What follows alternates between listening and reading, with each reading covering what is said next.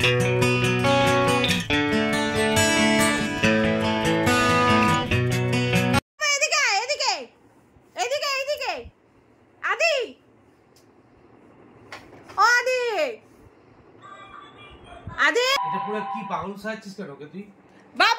আদে baby shark doo doo doo doo doo baby shark doo doo doo doo doo baby shark doo doo doo doo doo baby shark হাবিবি আল হাবিবি আল হাবিবি গুড় খাবি কি আল হাবিবি এক গুড় খাবি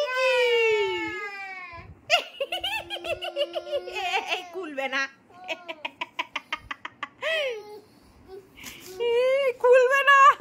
খুলবে না গেঞ্জিটা।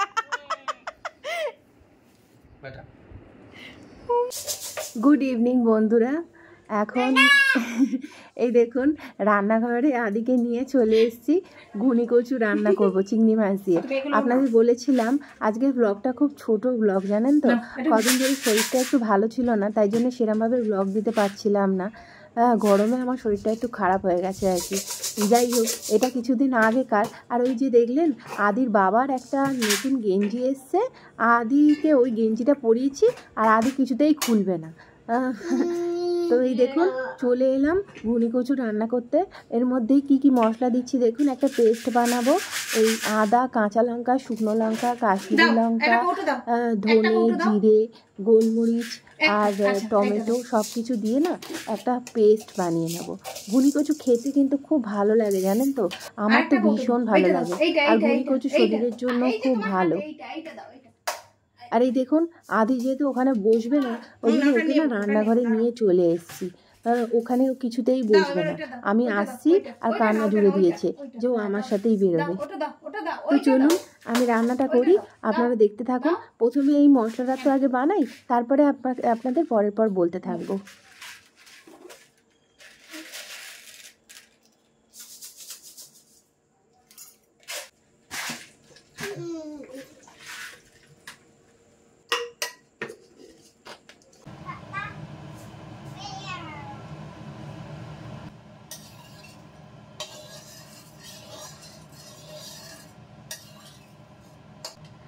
দেখুন রান্নাটা আমি সর্ষের তেলে করব।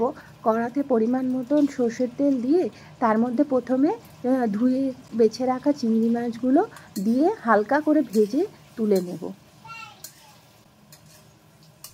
আমি তো ব্লগটা আপনাদের কয়েকদিন পরে দিচ্ছি, কিন্তু জানেন তো এই যে আমি ঘুনি কচুটা রান্না করেছি, এরপরে পর দুদিন আমার বাড়িতে আরও ঘুনি কচু রান্না হয়েছে। মানে আপনাদের আগেও বলেছি, সৌরভের যখন যেটা খেতে ভালো লাগে ও পরপর করতেই থাকে। মানে এই দিনের পর দিন ও আবার 500 ঘুনি কচু নিয়ে এসছে মানে রান্না করার জন্য। তো যাই হোক, এই দেখুন আপনাদের এটা বলার কারণ হলো এরমভাবে যদি আপনারা রান্না করেন আপনাদেরও খেতে খুব ভালো লাগবে আশা করছি। তো দেখুন প্রথমে কড়াতে তেজপাতা আর জিরে ফোড়ন দিলাম, দিয়ে পেঁয়াজগুলো দিয়ে হালকা নাড়াচাড়া করে কচুগুলো দিয়ে দিলাম। এবার কচুগুলো দিয়ে নুন দিয়ে খুব ভালো করে কচুগুলোকে না হালকা আছে বেশ অনেকক্ষণ ধরে ভাজতে হবে। আর এই দেখুন এবারে না আমি আদিকে মানে দিয়ে এলাম, ঘরেতে দিয়ে এলাম। কেন কি ও এখানে থাকলে না এবার এই যে মশলাটা দেবো, শুকনো লঙ্কা আছে তো, ঝাঁঝ যতই মানে চিমনি চলুক না কেন একটা ঝাঁঝ তো ওঠে। তো ওই জন্য ওকে আজকে এখন গিয়ে ঘরে দিয়ে এলাম। তো দেখুন এইবার আমার কচুগুলো লাল লাল করে ভাজা হয়ে গেছে। এইবার যে মশলাটা বানালাম সেই মশলাটা দিয়ে পরিমাণ মতন আর একটুখানি নুন আর হলুদ আর একটু চিনি দেব, কারণ এটা না একটু মিষ্টি হলে ভালো লাগে। ব্যাস এবার এটাকে খুব ভালো করে ধীরে ধীরে মশলাটাকে কষাতে হবে। যতক্ষণ মশলাটা কষছে ততক্ষণ আমি এই বাসনগুলো মেজে নিলাম। আমার জানেন তো রুটি কিন্তু হয়ে গেছে, মানে আমি রুটি করে আদিকে রুটিটা খাইয়ে দিলাম। আদিকে রাত্রে দুধ রুটি দিয়েছি, আদিকে রাত্রে রুটি খাইয়ে তারপরে এসছি এই রান্নাটা করতে। অ্যাকচুয়ালি এখন জানেন তো অনেকটাই কিন্তু রাত, মানে প্রায় মানে 10:30 বেজে গেছে, 11:45 বাজতে যায়। আপনাদের সাথে রান্নাটা শেয়ার করব বলেই ভাবলাম তাড়াহুড়ো করে লাভ নেই, আগে আদিকে খাইয়ে নিই তারপরে রান্নাটা করব।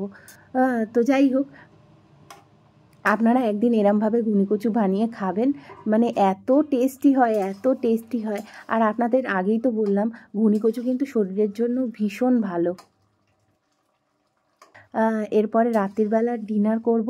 আজকে রাত্রিবেলার ডিনার হলো এই ঘুনিকচু তরকারি আর রুটি।